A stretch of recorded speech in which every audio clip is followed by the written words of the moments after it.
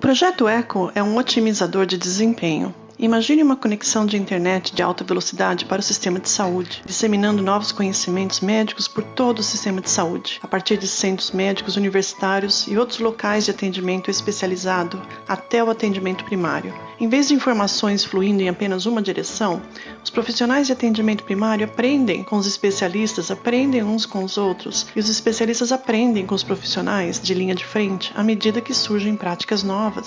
No Echo, os profissionais de saúde usam a tecnologia de videoconferência para participar de sessões com mentores especialistas. Eles adquirem novas habilidades que lhe permitem tratar pacientes que de outra forma teriam que ser encaminhados para um especialista. Pacientes com doenças crônicas e complexas recebem atendimento de alta qualidade onde vivem e de profissionais que eles conhecem, sem esperar por meses para consultar um especialista e sem a necessidade de viajar para obter atendimento especializado. O Echo aumenta exponencialmente o acesso a cuidados especializados, movimentando o conhecimento ao invés de movimentar as pessoas. Sofrimento e desconforto são reduzidos, enquanto vidas são salvas. Projeto Echo, mudando o mundo rápido.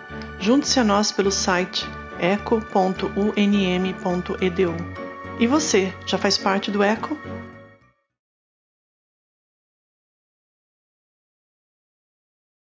Boa tarde a todos. Boa tarde. É um prazer receber vocês no Eco UFES Neonatologia, né? Que é a nossa comunidade virtual de prática. Eu sou Érica, eu sou enfermeira residente de neonatologia e hoje eu vou ser a facilitadora, né, da sessão. O programa Eco UFES Neonatologia inclui uma série de sessões que acabam proporcionando, né, um desenvolvimento profissional e apoio à colaboração comunitária. Recomendações, né, que, se for possível, para ajudar, né, para que a sessão flua de uma forma melhor, né? Então, se vocês puderem deixar a câmera ligada, é muito importante, né? Pois ajuda a desenvolver um espírito comunitário, promove o aprendizado colaborativo e aumenta a interação, a discussão, né, uma troca e reduz a sensação de isolamento. Eu gostaria também de lembrar que durante cada sessão do ECO, os participantes apresentarão casos e a equipe central fará perguntas e fornecerão recomendações. Os participantes aprendem uns com os outros à medida que o conhecimento, né, é testado e refinado através da troca de conhecimento. Esse ciclo de aprendizado é de telemonitoria e apoio, o que torna o ECO único, né, com impacto muito além de só estar na internet, né, vai além de um curso, né, EAD. E que comecemos, né, as apresentações. Eu vou iniciar com a nossa equipe central e, com isso, passo a palavra para a nossa coordenadora, Fernanda Lima. Olá, boa tarde a todos e a todas. Meu nome é Fernanda, sou enfermeira, professora da Universidade Federal de Sergipe, vice-coordenadora da residência de enfermagem e neonatologia e vou estar coordenando a sessão de hoje. Gostaria de dar as boas-vindas a todos e dizer que é uma grande satisfação compartilhar conhecimentos com vocês. Espero que nós tenhamos uma sessão muito rica e esclarecedora. Eu gostaria de aproveitar a fala para fazer um pequeno lembrete. Peço a todos que revisem se o nome está sendo exibido de maneira correta na plataforma. Caso o nome esteja errado, eu peço que vocês façam os ajustes clicando na foto de vocês e editando o nome. Obrigada. Chamo agora, né, nosso suporte técnico, Joel. Olá, pessoal. Boa tarde a todos. Eu sou o Joel, eu sou servidor técnico da UFES e no projeto ECO eu atuo dando suporte e apoio técnico aos programas do ECO. Queria desejar, É, queria desejar a todos, né, uma ótima sessão, tá bom? Muito obrigada, Joel. Agora eu dou a palavra, né, para a nossa especialista, Nolita.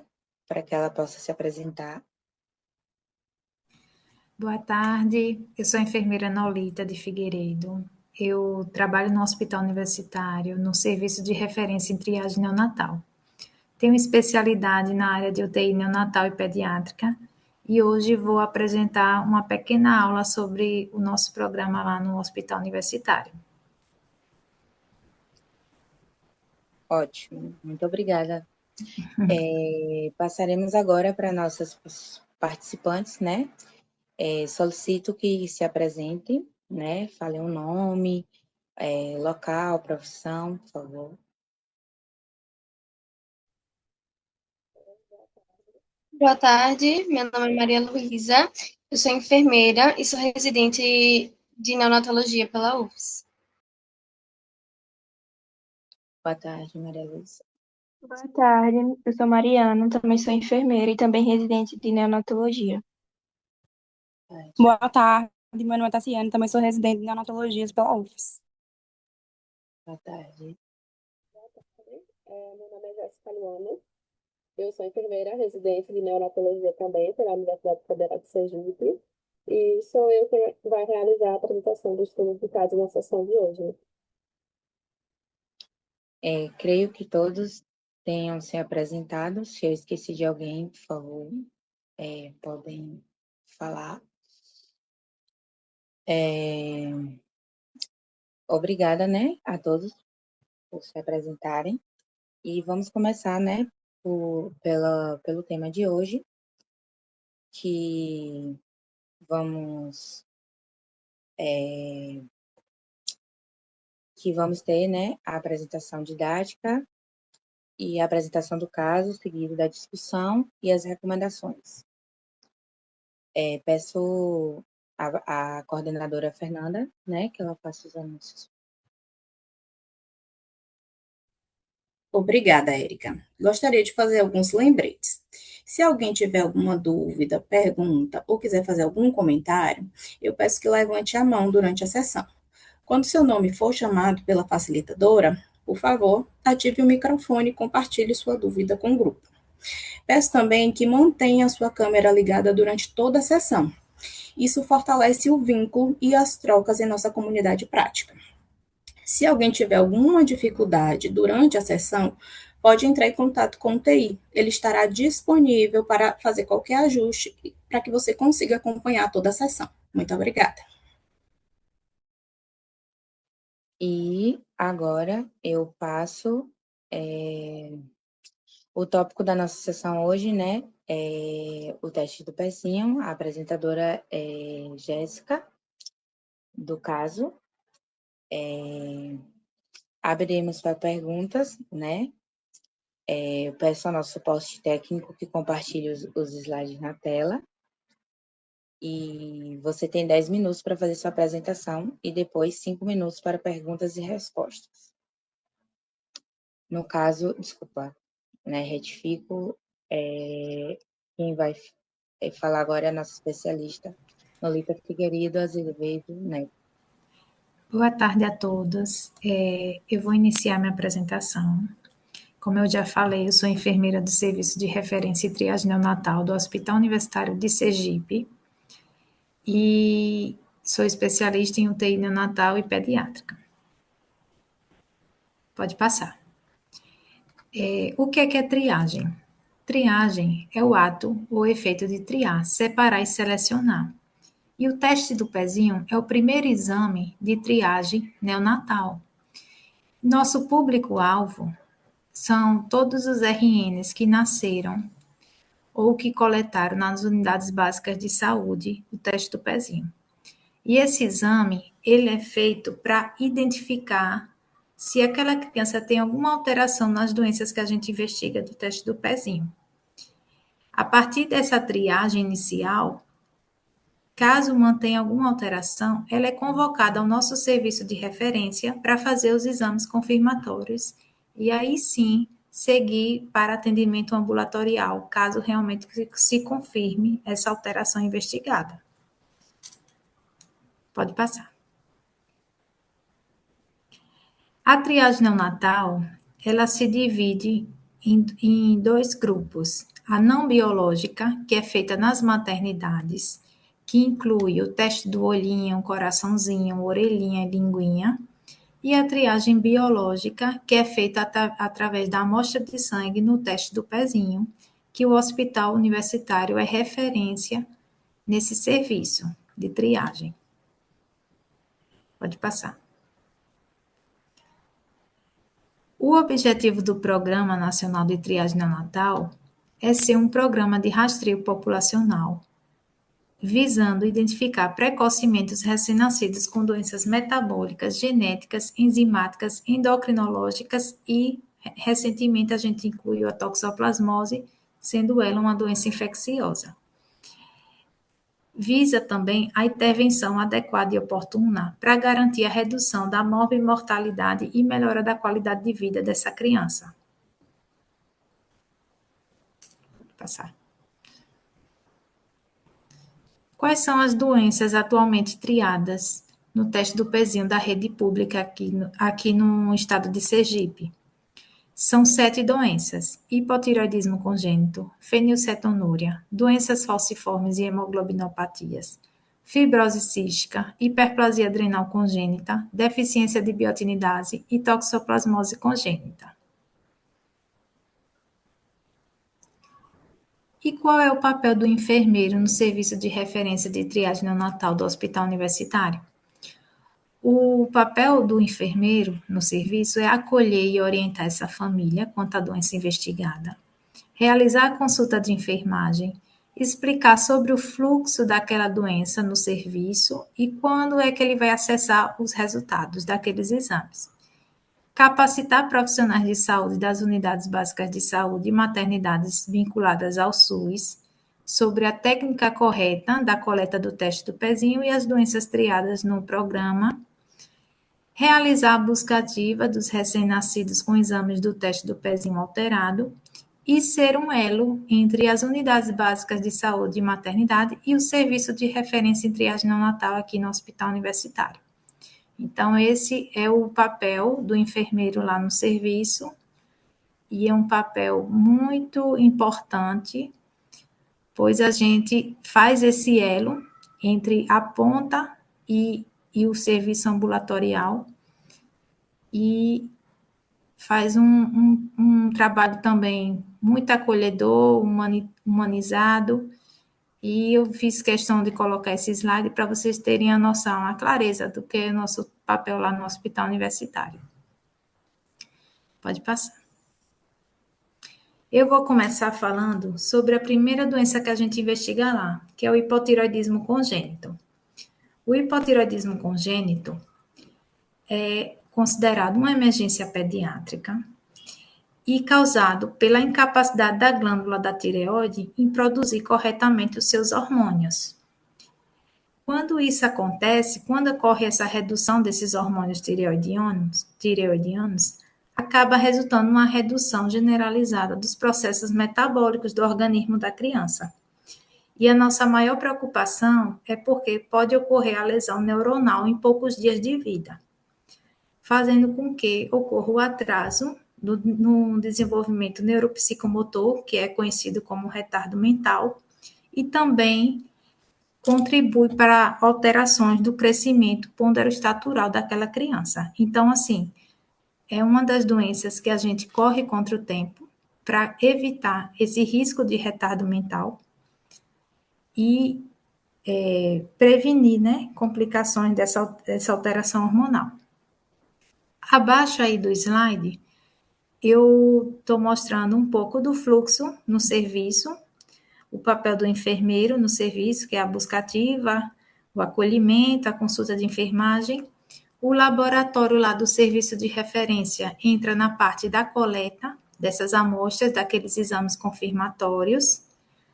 E a partir do momento que esses exames confirmatórios mantêm-se alterados, aquela criança ela faz o acompanhamento ambulatorial, juntamente com a equipe multidisciplinar, que envolve enfermeiros, médicos pediatras, endocrinologistas, psicólogos e o serviço social.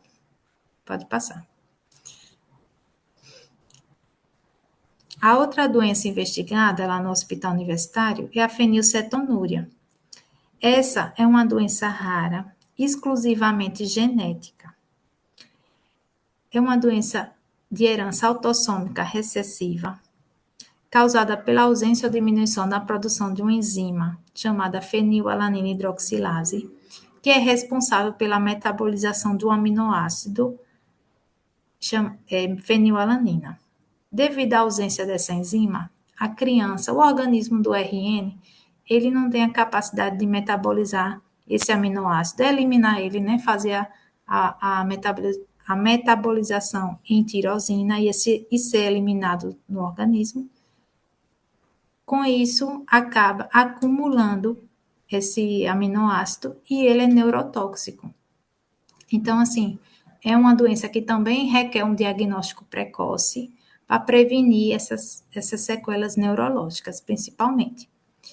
O tratamento da fenilcetonúria é exclusivamente dietético e a criança, ela, no início da vida dela, que ela é lactente, ela faz o uso praticamente exclusivo da fórmula isenta desse aminoácido, né? Que é fornecida pelo CASE aqui, que é um dos serviços aqui do estado que acaba fornecendo essa lata, que é dessa fórmula específica para esse controle desses níveis de fenilalanina na criança. E quando ela passa para a introdução alimentar, a nutrição aqui tem um papel fundamental no controle rigoroso desse aminoácido no sangue, e faz uma dieta, prescreve uma dieta hipoproteica e pobre no referido aminoácido. O fluxo dessa doença no hospital universitário, ele também envolve uma equipe multidisciplinar, principalmente pediatra, nutricionista, psicólogo e serviço social. Pode passar.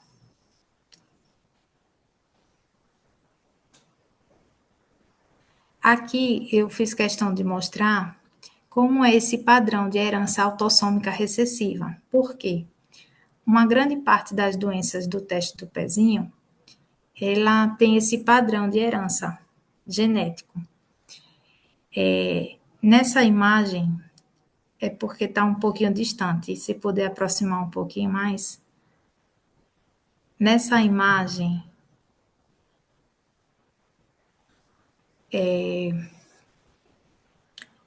no lado direito, vocês podem ver que o pai é portador e a mãe é portadora. Eles possuem o traço para alteração genética, eles não possuem a doença, mas eles carregam um gene com defeito para uma das doenças que tiver esse fator de herança autossômica recessiva. E em cada gestação, nesse casal que possui tipo um traço genético, tem chance de 25% de ter um filho com a doença genética rara, que no caso aqui ele está como afetado, né? 50% vai ter chance de ser portador do gene, um traço também, carregar um traço, e 25% pode ser que não herde nenhum tipo de gene com um defeito referente àquela alteração, aquela doença que é de herança autossômica recessiva. Pode passar.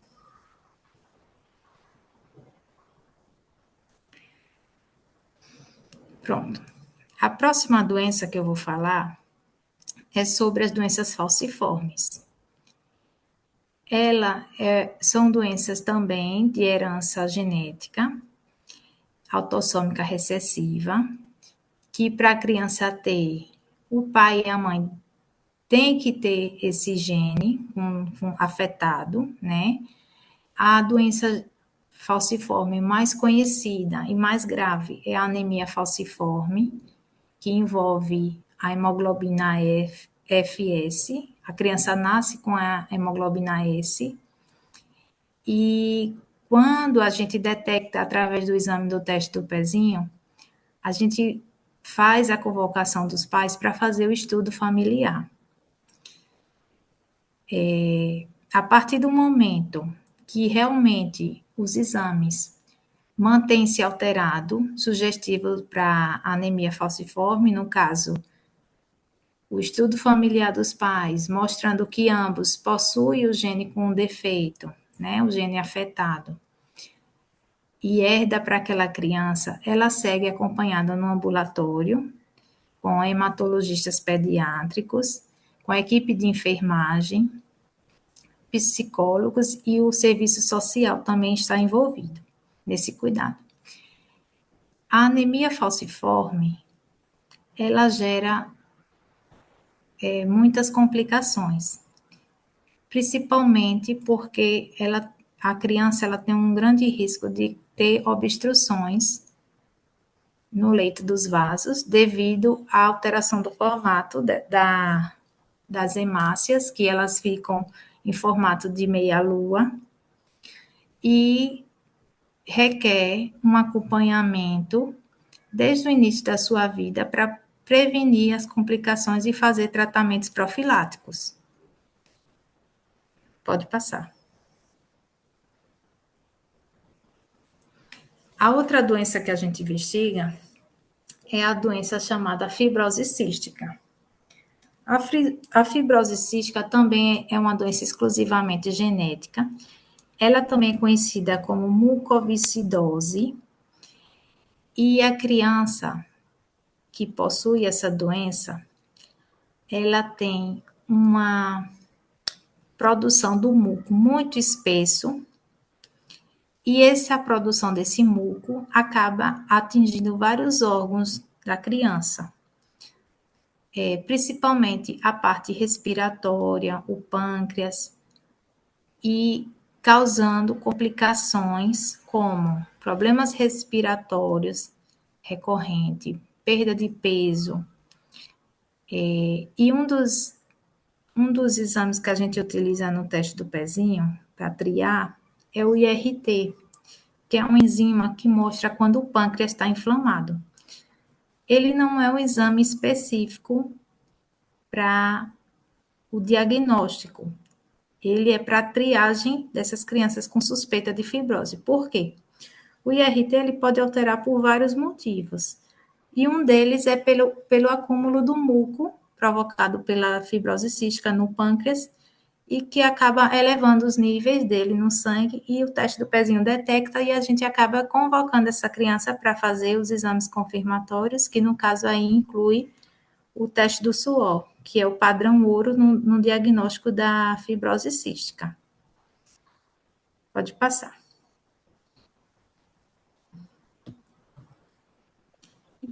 A próxima doença é a hiperplasia adrenal congênita, que é uma doença genética também, em que ocorre uma falha na produção de hormônios nas glândulas suprarrenais, e a criança do sexo feminino, ela pode nascer com a genitália ambígua, porém, quando ela é do sexo masculino, essa alteração hormonal, que no caso ocorre um aumento da produção da testosterona, pode mascarar sintomas e passar despercebido, e o exame do teste do pezinho ser muito importante para esse diagnóstico precoce, porque no caso dos meninos do sexo masculino, o exame laboratorial é o que vai conseguir detectar essa alteração.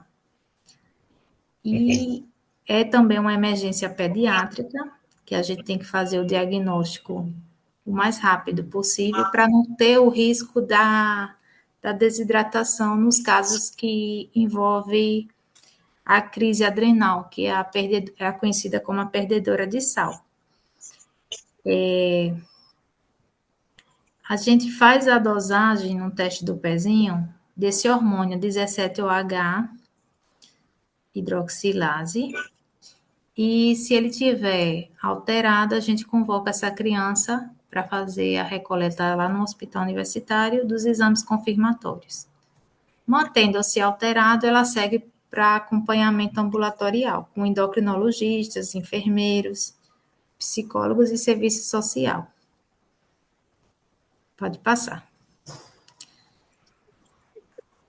A próxima doença que a gente investiga aqui no hospital universitário é a deficiência de biotinidase, que é uma falha também genética herdada pelos pais para a criança, em que a criança não tem a produção de enzima biotinidase total ou parcial, e ocorre uma falha na metabolização da vitamina biotina, do complexo B. Ela não consegue, mesmo através do leite materno ou dos alimentos, ela não consegue absorver essa vitamina total ou parcialmente, e essa carência da vitamina é que pode causar complicações, como problemas de pele, unha, cabelo, e pode afetar a parte do desenvolvimento neurológico também da criança, auditivo e visual. Então, quando a gente detecta essa falta de enzima no organismo da criança através do teste do pezinho, ela é convocada para investigação e, caso se confirme, a médica, a pediatra, ela repõe através da biotina via oral, que muitas vezes manipula essa medicação, essa vitamina, para facilitar a ingestão, né? Pode passar.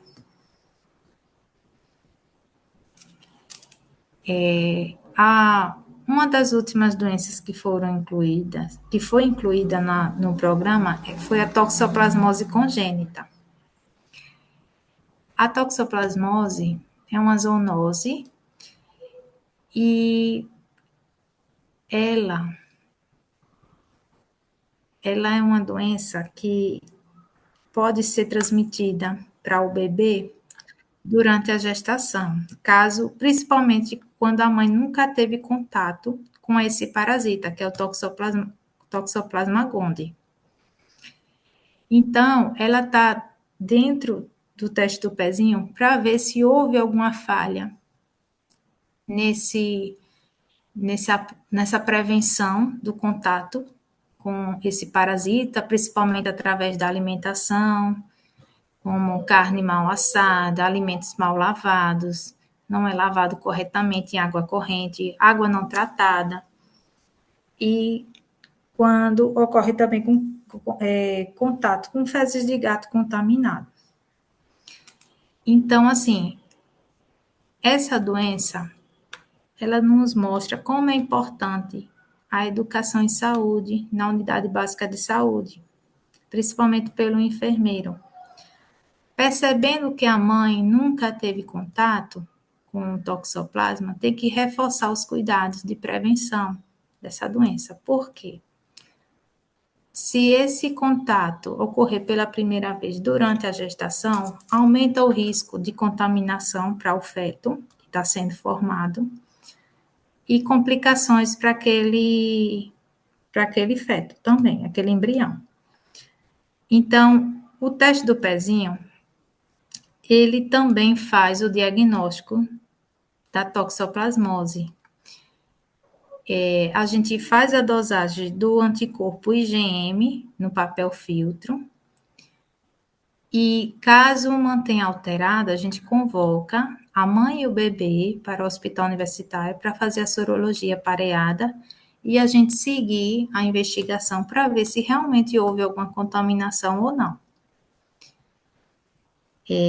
Envolve também o enfermeiro, a equipe de laboratório, né, que realiza as coletas, e quando esses exames confirmatórios, que no caso é a sorologia pareada, mantém-se alterado, aquela criança segue em acompanhamento pelo ambulatório da pediatria, que envolve a equipe multidisciplinar, como enfermeiros, pediatras, psicólogos e assistente social. Nesse quadro, eu vim mostrar quais são os insumos necessários para realizar uma boa coleta do teste do pezinho. A gente precisa ter nosso material organizado na nossa salinha, nas unidades básicas de saúde ou nas maternidades, Porque quando a gente trabalha com o material correto, a chance de dar uma falha na coleta é mínima. Por quê?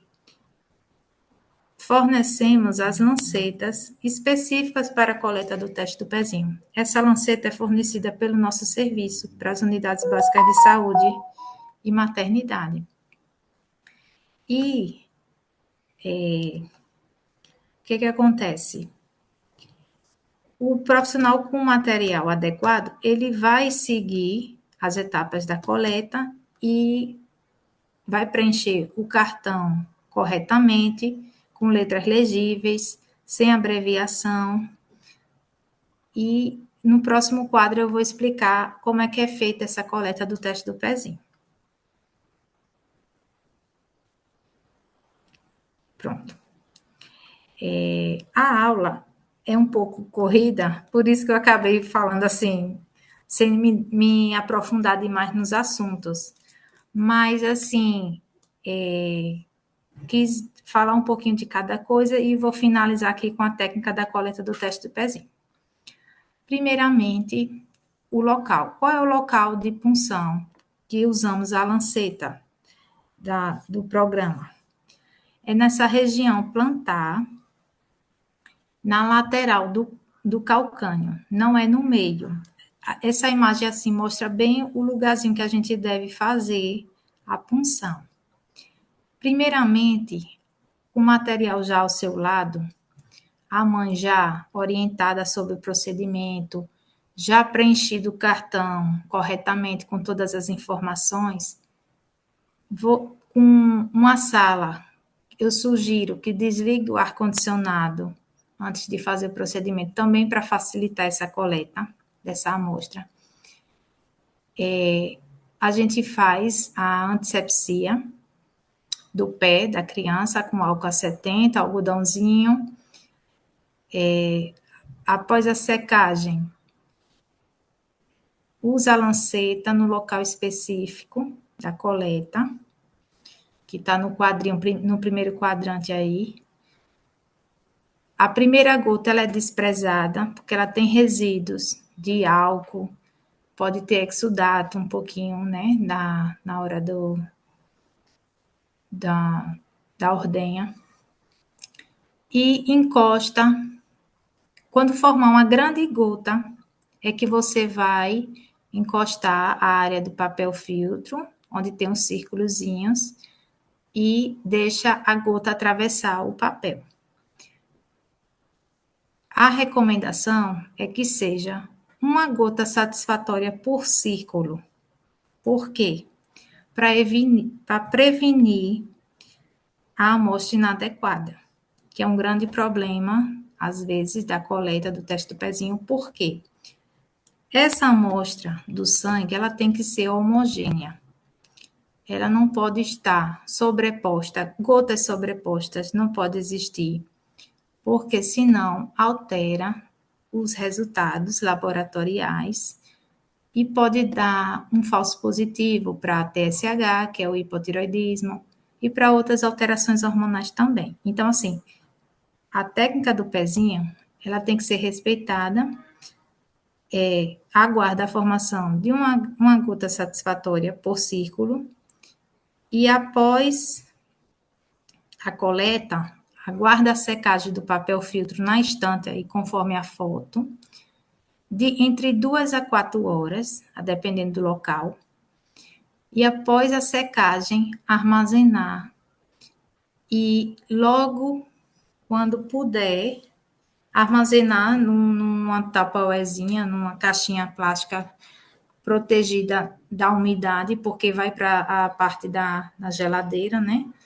E logo em seguida, quando puder, já apostar para o serviço de referência, com as identificações certinho nos cartões de envelope, para chegar lá e a gente poder analisar o quanto antes. Pode passar.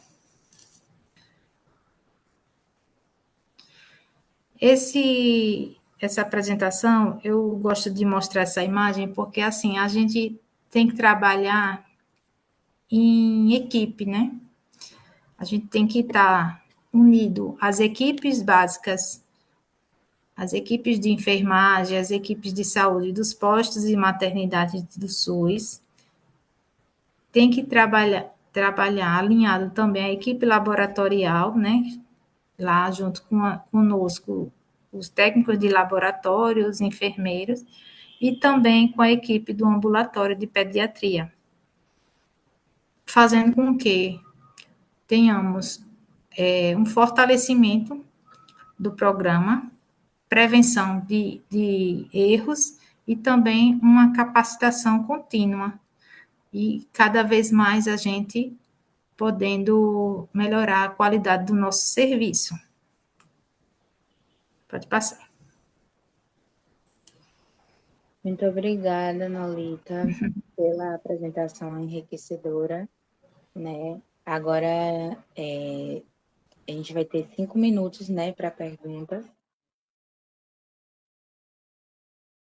Boa tarde, meu nome é Tassiane, eu sou enfermeira.